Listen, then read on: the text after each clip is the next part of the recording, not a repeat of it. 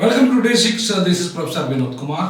మనం ఈరోజు హాట్ టాపిక్లకు వెళ్ళే ముందు మన ఛానల్ ప్రజా ఉద్యమ ఛానల్, ప్రజల కోసం ఏర్పాటు చేసిన ఛానల్. ఇది ఏ వ్యక్తికో, ఏ సంస్థకో, ఎవరికో అమ్ముడుపోని ఛానల్. నిజాన్ని నిర్భయంగా, ధైర్యంగా చెప్పే ఛానల్.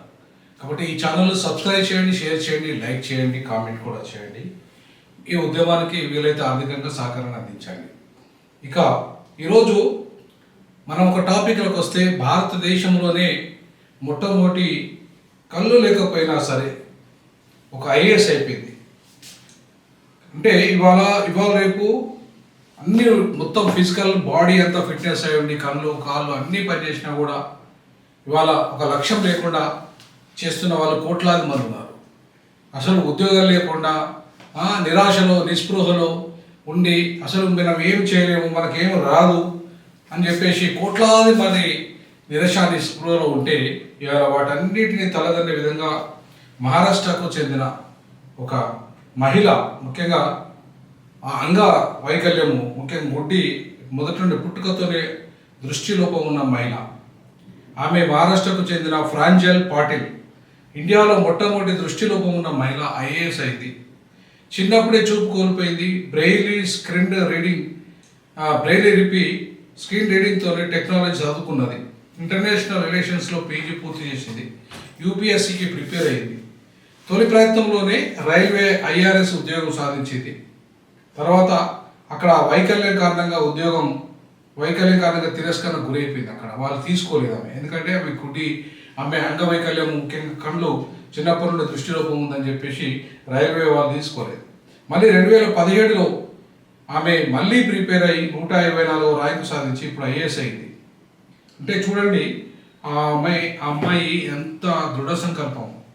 రైల్వేలో ఐఆర్ఎస్ ఆఫీసర్కు సెలెక్ట్ అయిన వద్దని చెప్పి వాళ్ళు తిరస్కరించినప్పటికీ కూడా మొక్కవని ధైర్యంతో మళ్ళీ ఐఏఎస్ కావాలనుకొని ఐఏఎస్ అయింది. ఐఏఎస్లో అలాంటి నిబంధన లేదు కాబట్టి ఇవాళ ఒక జిల్లాకు కలెక్టర్ అయింది. అంటే ఎంత అద్భుతం చెప్పండి అమ్మాయి. వాళ్ళు రేపు అన్నీ సక్రమంగా ఉండి ఏమీ సాధించలేకుండా నిరాశ నిస్పృహకులున్నాయి. అసలు వాళ్ళ జీవితమే వేస్ట్ అయిపోయి ఇవాళ ఆత్మహత్యలు చేసుకున్న వాళ్ళు చాలామంది ఉన్నారు. అంతేకాకుండా నిరాశకు నిస్పృహకులున్నాయి, అప్పుడేగా నా వల్ల ఏం కాదని చెప్పేసి వాళ్ళు లోనైన వాళ్ళు ఉన్నారు. అంతేకాకుండా ఇవాళ అన్నీ సక్రంగా ఉండి కూడా ఏమీ సాధించలేని వాళ్ళు ఉన్నారు. కానీ ఈమె అలా కాకుండా ఏదో ఒకటి సాధించాలని, నేను ఐఏఎస్ను కావాలి అని చెప్పేసి దృఢ సంకల్పంతో ఆమె ఐఏఎస్ను సాధించగలిగింది. ఇవాళ దృష్టిలోపం ఉన్నా సరే ఇవాళ ఆమె కలెక్టర్ కాగలిగింది. లక్షల మంది, కోట్లాది మంది, 140 కోట్ల మంది భారతదేశంలో ఎవరైతే ఇవాళ అంగవైకల్యం లేకుండా దాదాపు 145 కోట్లలో 140 కోట్ల మంది అయినా ఉంటారు. మీరంతా స్ఫూర్తి తీసుకోండి వాళ్ళ ఆమెను చూసి. ఏదైనా ఒకటి సాధించవచ్చు. దృష్టిలోపం ఉన్న వాళ్ళే తమ లక్ష్యాన్ని సాధించినప్పుడు, అంగవైకల్యం ఉన్న వాళ్ళే తమ లక్ష్యాన్ని సాధించినప్పుడు, అన్ని సక్రమంగా ఉన్న వాళ్ళు ఎందుకు సాధించకూడదు? ఎందుకు సాధించలేరు? సాధించాలనుకుంటే ఏది అసాధ్యం కాదు. ఇవాళ ప్రపంచంలో అందరూ బాగా డబ్బున్న వాళ్ళే అన్ని లక్ష్యాలు సాధించలేదు. చాలామంది పేదలు తమ లక్ష్య సాధనలో విజయాలు సాధించారు.